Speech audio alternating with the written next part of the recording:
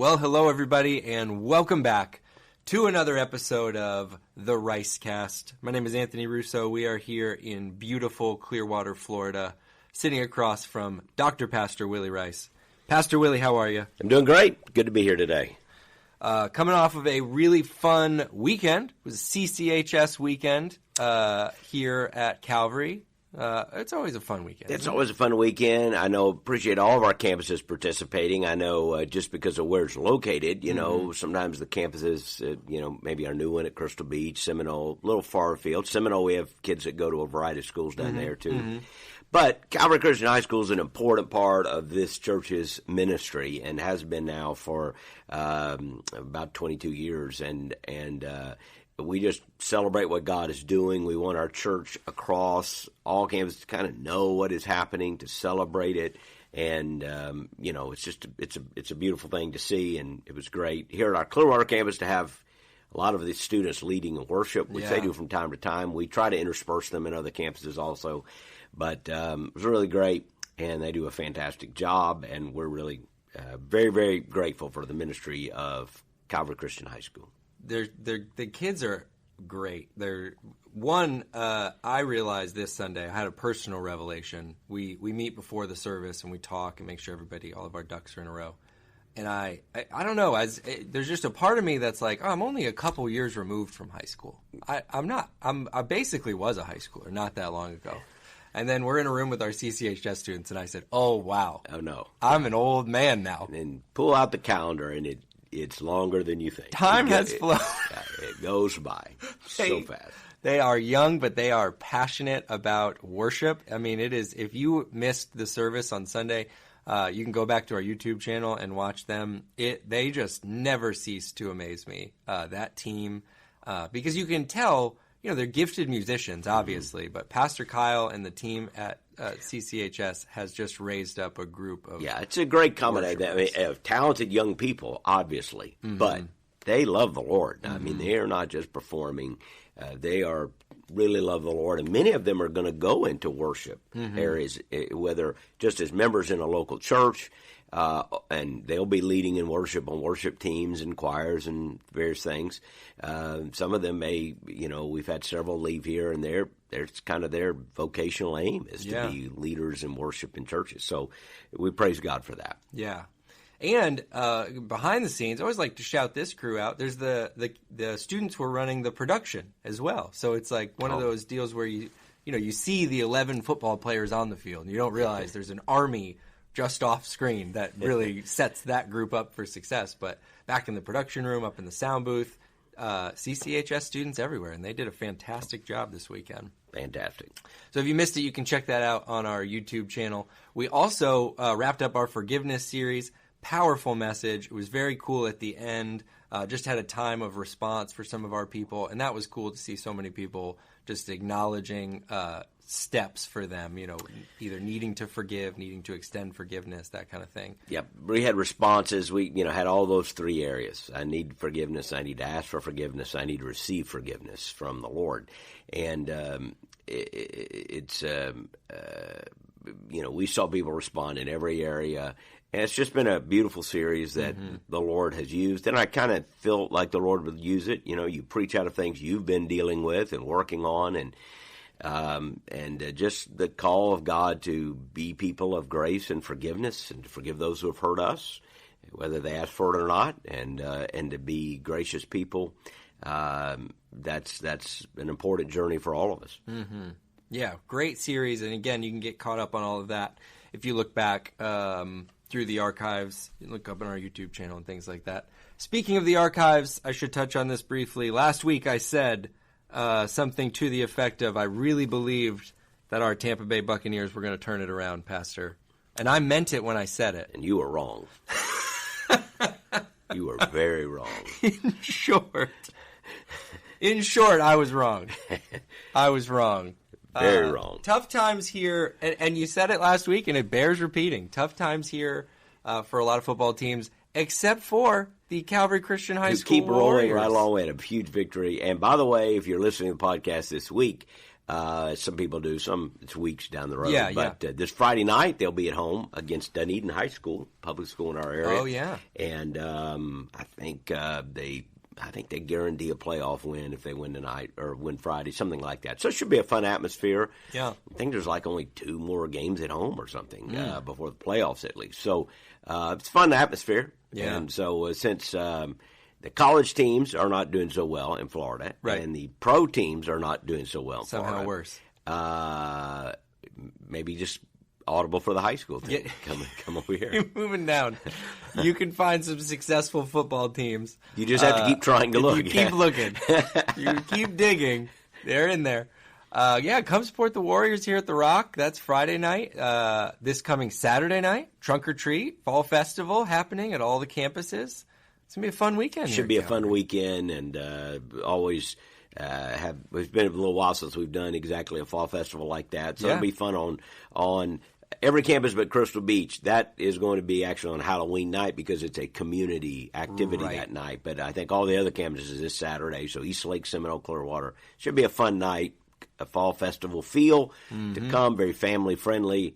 And kids just enjoy that. So hope you can be here for that. Hope you can be a part of it. I'll put the information. I'll put last week's sermon in the show notes and some information on that fall festival, trunk or treat stuff we got going on. I'll put all that in the show notes so you can refer down to that if you'd like. But yeah, we talked about. I want to say too quickly. Then starting this Sunday, we're starting a new sermon series, kicking off kind of a missions emphasis.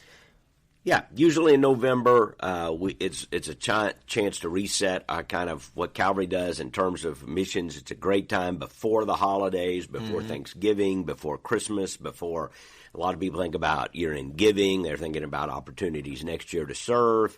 And so we usually take November to focus on that. We're not doing it as major as we've done some years in the past, and that's because of some things we have coming up in the spring. But we are going to be highlighting some of what we do. We have a sending dinner that celebrates some of the folks that we're sending out this year. We'll be having we're sending several more out to be missionaries through our International Mission Partnership. Yeah. We will be hearing from some of them. We'll be hearing from a church planner that we'll be supporting next year. So we'll just be able to share a number of things. We're just talking about that idea, again, going back to Acts. We were in Acts in August, but it was Acts 2. We're kind of going back to the book of Acts and maybe a more broader view of just this idea of sending, that we're sending people. The Lord, Jesus was sent by the Father. He sends us. So we're to be on mission. So a couple of weeks leading up to Thanksgiving, we'll talk about that. And then I started getting questions last Sunday. I don't make this up. I actually got questions Sunday. When we're doing Come Before Winter, that will be the end of the month, the Sunday after Thanksgiving. So it'll be a quick couple of weeks, and then, of course, we're in the Christmas season. Yeah. So it's going to be a great month at Calvary.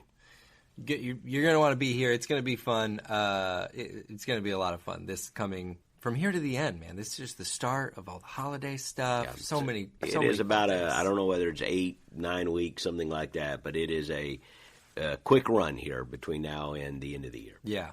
We just started meeting for the Christmas night of worship, and that is going to be really special this year. Yeah, they've had several rehearsals on that. Our team, of course, has been working long before now, on scheduling and practicing and so forth. But I know a lot of meetings are happening, and that's what you're talking about. It's coming. It'll be here before you know it. It's going to be great. So I want to talk about a subject today. I want to dive in here. We've talked about a couple things already. We've mentioned some words that will tie in. We are here. We're recording this on a Wednesday.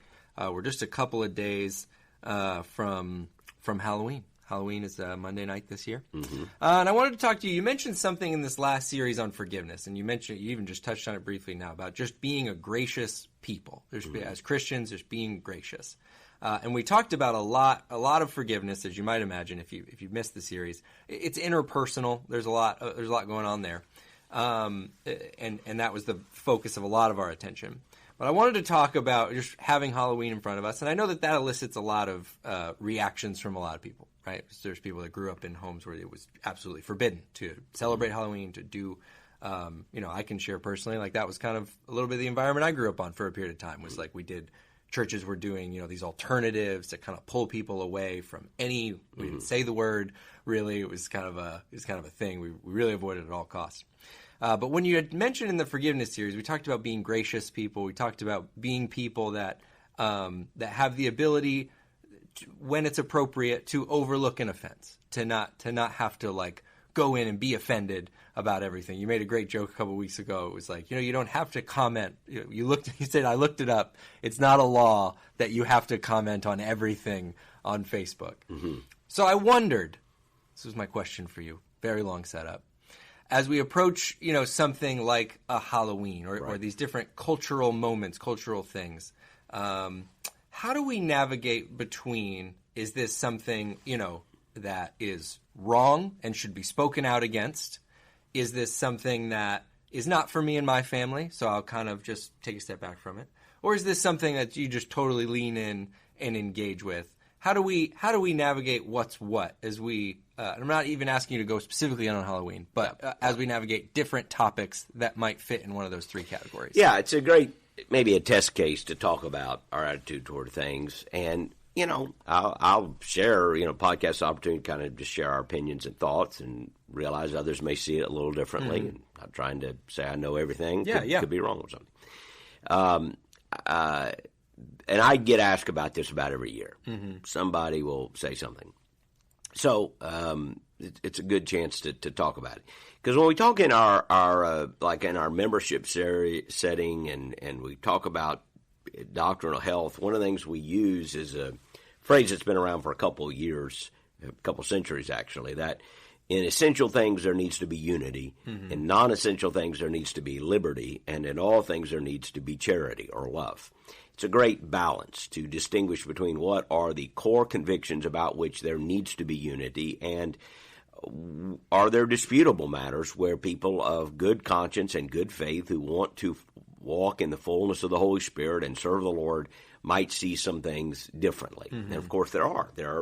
Everything is not a primary matter. Mm-hmm. Everything is not a hill on which to die. Mm-hmm. Otherwise you spend a lot of time bleeding in life. If everything is of first level importance, then nothing is of first level importance. Yeah. Someone said a fundamentalist is somebody who for everything is of first level importance.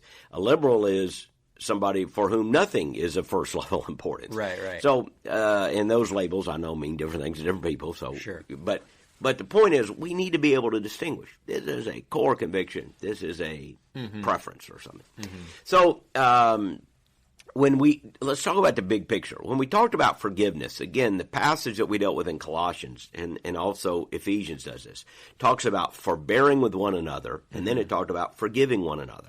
And we said there are levels of that. Forbearing literally means to just put up with, mm-hmm. almost to overlook. Don't deal with it. Don't make it a big deal. Mm-hmm. Whereas forgiving implies there has been a genuine offense, a sin that a person cannot overlook, so how do we deal with that? Mm-hmm. And we said in that message, and it requires some explanation and some nuance and some, good faith on everyone to have a conversation like this. There are some things that can be overlooked. Right. We're not saying you overlook sin or evil or wickedness, but there are things that are minor irritants, or mm-hmm. people maybe have offended you, but they didn't mean to, or it is of such a nature that unless you go through life confronting everyone over everything they have done to offend you, you are going to be doing this quite. If you do this, you're going to be doing this quite a bit. Yeah. So you don't want to be that person. And what we said in the message, and I quoted several, is that forgiveness means we should not be more confrontational. We should be less so. There are people who interpret the verses that talk about if your brother has sinned, you are to reprove him, and then if he repents, forgive him. Well, that is true. That Jesus said that. But does that mean we go around reproving everyone for everything they have done? Mm-hmm. I don't think so. Again, I would take you to the passage in Colossians, the passage in Ephesians 4. This is talking about when we've been sinned against greatly. There is a time to confront a person and to deal with sin.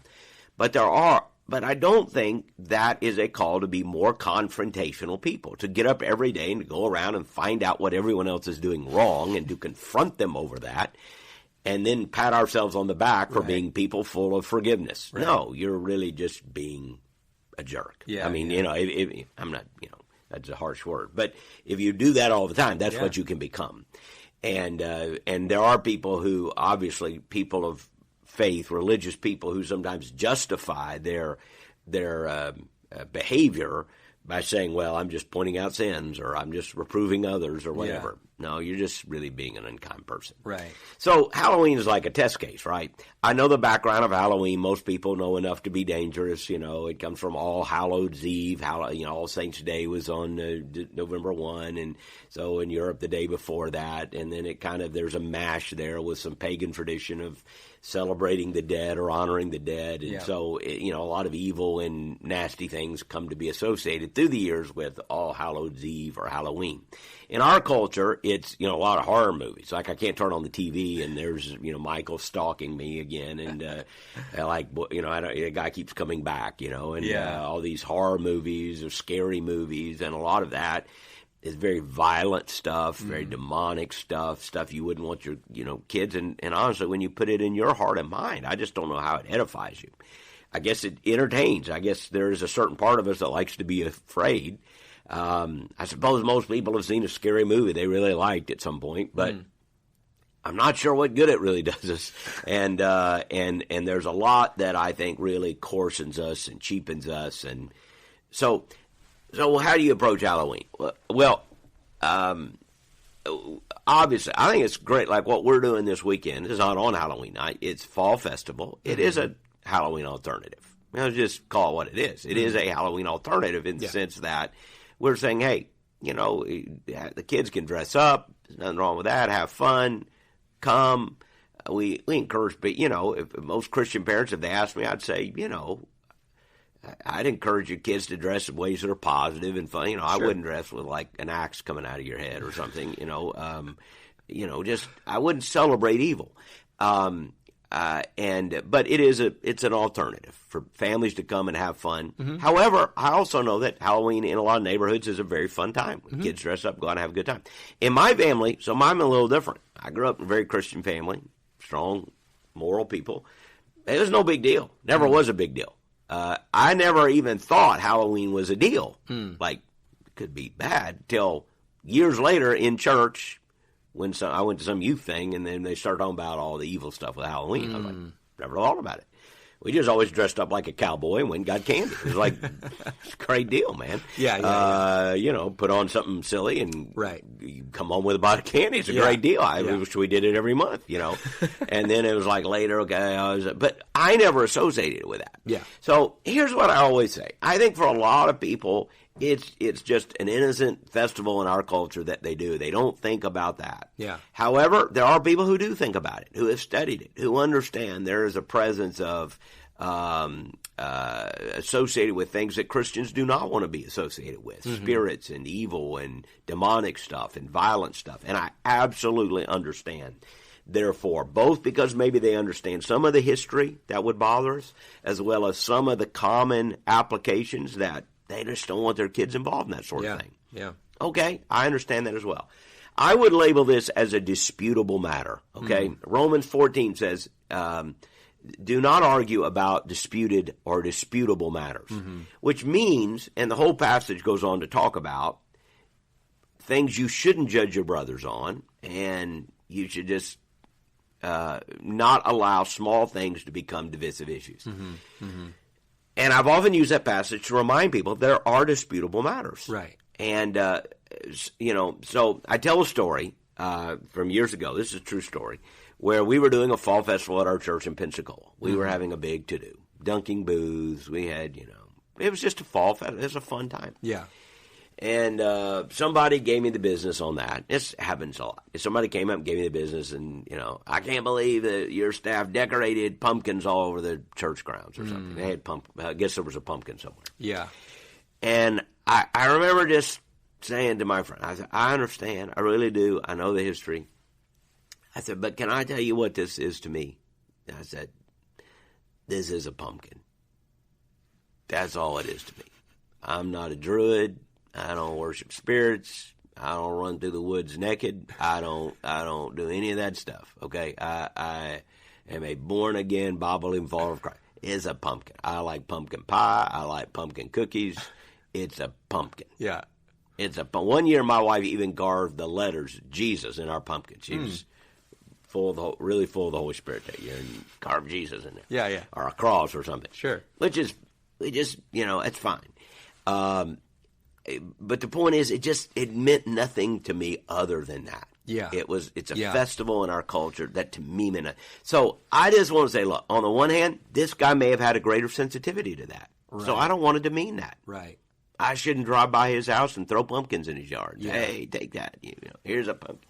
I should not judge him, but I would also say he should relax a little bit and realize that just because somebody is sending their kids out to trick or treat or has a pumpkin yard does not mean they have somehow given a foothold to the devil. Right. That's my opinion. Now, I don't think churches should make a big deal of this. I don't think churches should have Halloween-themed stuff in general. It has nothing to do with our faith, but that goes for a lot of holidays. Sure, and that we ought to be careful with how we celebrate that. Mm-hmm. And when it does intersect with our faith, let's say Mother's Day. Mm-hmm. Okay, that's a secular holiday, but it does give us an opportunity often to talk about families, and because we're for motherhood, so so sometimes there's an intersection that obviously you can play about. I've tried to use the patriotic holidays as an opportunity to talk about the culture. Mm-hmm. And I would do that if our church was in Brazil. I think a Brazilian church ought to lean into speaking into their culture. Mm-hmm. But those are national holidays. Mm-hmm. This is just a kind of cultural festival. I understand it has some pagan origins, but I will also say this. There are a lot of things we do that people aren't aware of that have origins other than Christianity. Yeah, for instance, the very term Easter does not have anything to do with the resurrection of Christ. The term itself is a pagan origin. It has become associated with us with the resurrection of Christ. Yeah. So some people who study that, there's always people very proud that they know a little bit more. Right. And they will go, well, I don't say Easter. They'll go, it's resurrection. Resurrection, yeah. Okay, fine. Sure. But I also remind them, 999 people out of 1,000 just associate Easter with the resurrection. So I'm not going to worry so much about cleaning up the vocabulary as I'm just celebrating the good news that Jesus rose. But there are a lot of things, whether it's the names of the months or a lot of things that have roots that may come from other Christian places. So I'm not going to say, well, I'm not going to use the name January because it is associated with a Roman god or something. Sure. It comes to mean something more than just the origin. Yeah. So that's my take. However, I just don't think it's a matter to break fellowship on. Yeah. We can agree to disagree. Mm-hmm. That's my long take on that. No, I think it's so good, and I'm even just as we're talking, I'm more thankful we're getting into this, and I have a couple follow-up questions. But I first need to say, because I know my parents are big listeners to the podcast. Yes. It was never anti-Halloween. Yes. They're going to come to me and they're going to say, don't you go tell me. Yeah. I just grew up in like the church I grew up in and things. It was not super celebrated. And that's fine. Just defending my parents there. Yeah, absolutely. It was absolutely fine. And I would say the churches I grew up in, none of that was celebrated. Yeah. It's fine. Yeah. I just never saw any incompatibility. It was like, we had a fall festival of the church. Right. Which is fantastic. Yeah. People do things in the summer and the spring. And, but I think why this topic is so important, again, like I said at the beginning, this is kind of a little case study. I'm so thankful you unpacked that way. It's a bigger principle. But it's a bigger principle, and you have these people now, this fellow you're talking about with the pumpkins, right? And I can just, as you're talking, I'm saying, I've heard it. I can't believe you shop at that store. Do you know what that CEO stands for? I can't believe you watched that movie. Do you know what that actor said or did? I can't believe you bought that rug because do you know what's going on in that part of the world? And it can just, it can overwhelm you. You could feel overwhelmed. For the person who's looking at a wrong and going, I can't believe everyone's not as livid about this as I am. Mm-hmm. And for the person who's receiving sort of the condemnation, which is, I have no idea I didn't know where this rug was from when I bought it. And so now I'm feeling like, so I feel like more and more we're having to navigate these tensions, origins and what things mean to people and that type of thing. So I guess my follow-up question is, let's start with two person who is saying, I believe that organization to be completely incompatible with everything I believe in, and I can't believe anybody frequents them. How does that person navigate kind of the world we live in? I know this is going to not be a satisfactory answer to people on either side of these arguments, but I do think it requires some level of balance. It is the tension that we all live with, and it is a tension that we are in the world and to not be of the world. In fact, I've been studying this morning on a passage I'll be teaching in a Bible study I'm leading about we are children of light. We were brought out of darkness. We should not have anything to do with the deeds of darkness. Now, he then lists the deeds of darkness, and he's talking about sexual immorality and impurities and a number of things. We are to be different. We are to be separate.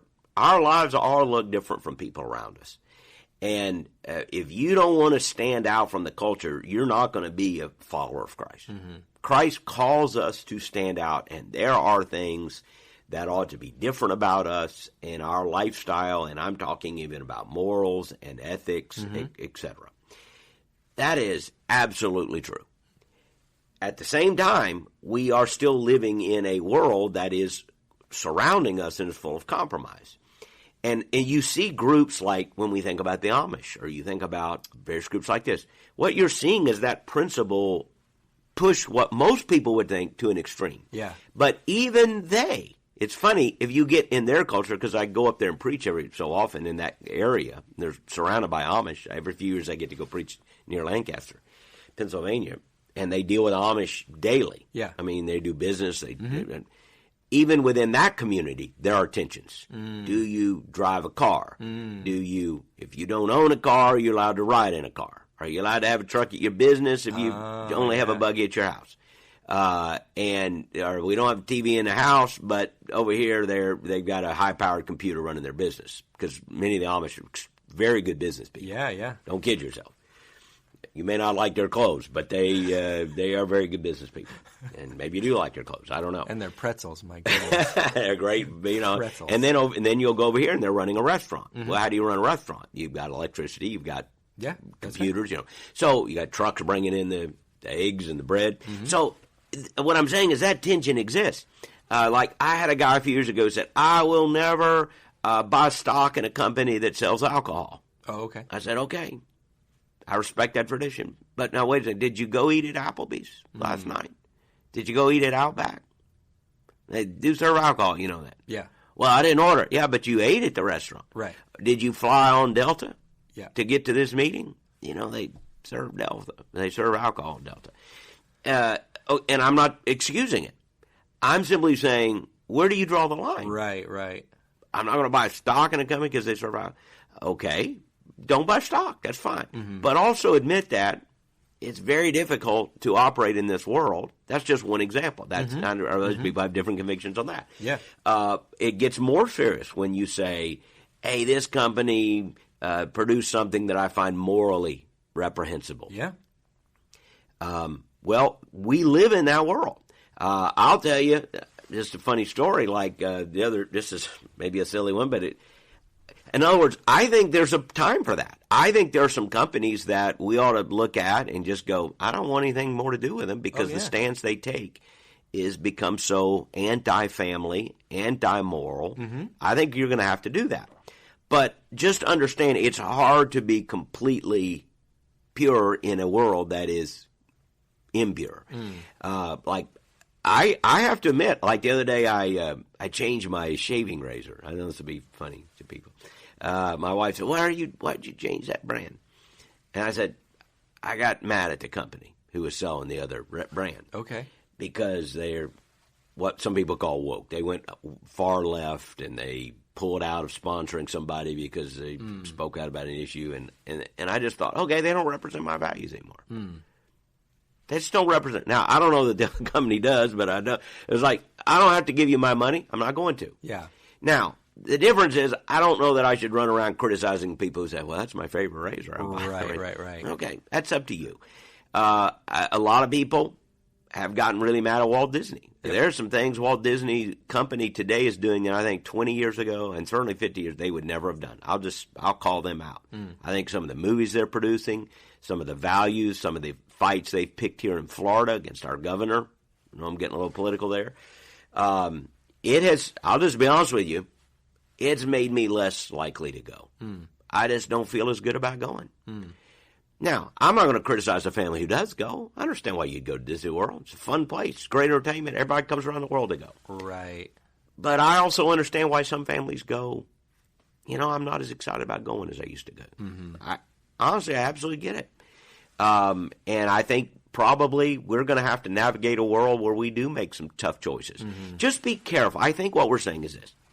Just be careful, though, about judging others with the same standard you judge yourself. Right. It's hard. You can be proud about not going to Disney World, but then turn around and go to a restaurant that is owned by a company that is doing things as bad as they are. That's right.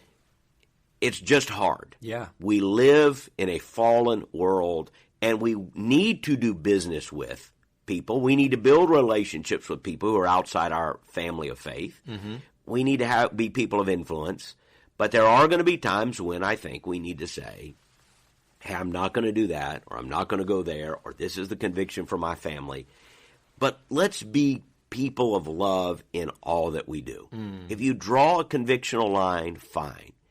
But it doesn't give you a right to be arrogant and condescending toward others. There's nothing attractive about that. Right. Let's be gracious. Let's be understanding. Let's not let it become a point of division. Otherwise, you will end up with a very small church, like you and your family in your living room. That's going to be your church. And you've seen this. And you've seen this. And then they will split. Like you think as soon as the kids turn 16, they want to go to another church. So I've seen this. You don't want that. Yeah. So I think the key is somebody's going to say, well, give me a dividing line. Yeah. What are the core issues that are non-negotiable? What are the negotiable issues? They are not core issues. You can be a Christian and go to Disney World. And you can be a Christian who says, I'm really bothered by the values of the current Disney Corporation. I'm not going there. Okay, let's not make that a point of division. Right. And let's not become prideful in our own convictions and look down on others. Because like I said, you be very prideful. We're not going to Disney World. I'm not sending them our money. Yeah. And then you turn around and go over here and find out, and that you can't win at that game. You can't. Okay. So seek to be a holy person. Seek to honor Christ in what you do. Seek to have the character of Christ in loving other people. And let the major issues be the major issues. And let's cut each other some liberty and slack on issues that are more negotiable. Yeah, it's so good. It's so true. And I think it's so applicable. Because then you even think, that the razor example is so good. What's going on at that other razor company, you might not even know yet. Nobody might know yet. And then you've been supporting something that in 2 years you find out this was going on the whole time. So if you just, if you're so, cutthroat, if you're so tight on stuff like that, I just think you're gonna be tough to be around, and you're gonna be tough on yourself because you don't even have all the information to make decisions like that. Yeah, it's a real tension to be people who are committed to truth and grace at the same time. Many organizations that I love and support do things that I don't love and support. And so I have to ask, is this going to harm my witness? Does this make me, is this edifying to me? Yeah. And be gracious in the way I respond to other people. Yeah, that's so good. That's so true. So if you're going to Disney World, we want you to have a good time. Yeah. Please. Right. Buy me a souvenir. Right. Who knows? I might be there in 3 months. I might go, hey, they're having a great time. Yeah. It's a wonderful place for kids. So that's an example. And yet at the same time, I absolutely understand a Christian family who goes, I'm not happy with some of the movies they're putting out. I'm not happy with some of the messages they're sending. I'm sending them a letter. I'm not going to buy stock, or whatever it is you do. Yeah. I understand that. I really do understand both. And those kinds of decisions should not divide people who are naturally allies in Christ and in the commands of Christ. That's what I'm trying to say. It's so true, and I think it is so applicable to the concept of forbearing with each other. Like, these are things that we just extend grace to. Like you say, you can see two families coming to the same decision and making different decisions, and they can both be after good things, and have come to those decisions through the right thoughts. You know, you're not coming down too hard on the family who saved for 10 years to make memories with their kids, right, because you have other thoughts, and you're going to post something about them on Facebook. Yeah, right. You know, we are going to deal with those issues, and I mean, I've been asked this in even harder issues. You know, about events. Should I go to this event or not? Sure. Because I've been invited, but you know, what does it mean if I go there? And and again, I think we should seek to be people who follow the Lord. We want to be holy. We want to do things that are edifying us spiritually. We want to be loving people. We want to be gracious people. And then let's give one another some slack on some of the areas where it's hard to know in this climate what always to do. Just the concept of being gracious people. You know, want to think the best of this person, because that's where you get yourself. Is you've gotten to a point where you see this thing as only one thing. Yeah. So then you associate, well, if they would dare to participate with said thing, they are in full support of this thing that I use the word thing too many times that it'll probably be clear. But, like, you know, see each other in love, see each other with grace. It's guilt by, and part of the relation is guilt by association. Yeah, right. You know, if somebody quotes somebody, we now think a quote is not an endorsement. Right. Like, I can quote somebody, it doesn't mean I've endorsed everything they've said. They just said a good thing here. I can quote somebody who's not a believer and say, hey, Oprah Winfrey had a great insight about blank. Yeah. It doesn't mean I agree with everything she says. Yeah. She just had a great insight about blank, said it very well. You know, as a pastor, I do struggle with that, because if I quote over, I know I'm going to get letters. And I've criticized Oprah publicly for her stance plenty of times. But that we live in that guilt by association world. Yeah. Oh, you liked that, then you must agree with that. Yeah. Not necessarily. So I think that is where being people of grace and forbearance is helpful in dealing with this. And yet, none of that, and I want to be clear, none of that is an excuse or a license to lack conviction, not pursue holiness, and lack discernment. We need all of those things. And we want to be discerning. We want to be people of conviction. We want to live holy lives. We do want to be different from the culture around us. So good. Well, appreciate you sharing on that. Like we often say on the podcast, so I love doing the podcast because, you know, you get in on these issues and there's lots to consider. There's a lot, yeah. So much on the forgiveness series, Anthony. We got to deal with some of it here, but there are so many layered questions. In the last two messages, we kind of got to some of those practical questions. If people didn't hear that message, I hope they'll go back, because, you know, forgiveness does not negate justice, all those kind of conversations.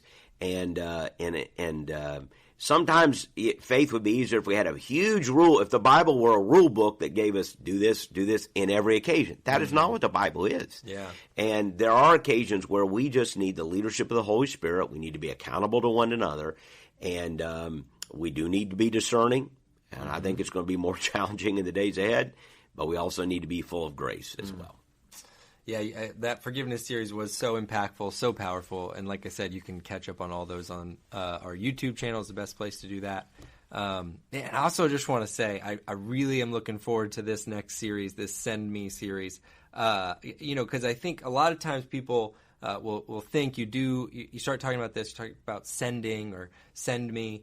But I think it's important. I think we're going to touch on this a couple of times, that you see that wherever you can be sent a lot of places. This does not just mean you're going overseas. This does not just mean you're planting a church on the other side of our country. Yep. That you are sent. You're putting your yes on the table to live in this posture. I think it's just going to be a great series. We hope that you can join us for that. Fantastic. It will be, and as you said, it's going to be a great month. Going to be a great month. Going to be a great rest of the year here at Calvary. Thank you so much for following along with us. Thank you for listening to the podcast. Appreciate hearing from everybody. You can, if you haven't already, leave a review or rate the podcast wherever you listen. Listen on Spotify or Apple Podcasts, whatever. Just rate it, leave a review. That's the most helpful thing you can do to help us get the word out about this. Again, I'll put all of information about some stuff we talked about in the show notes. You can go back there, check that out. And we will be back here with another episode very soon.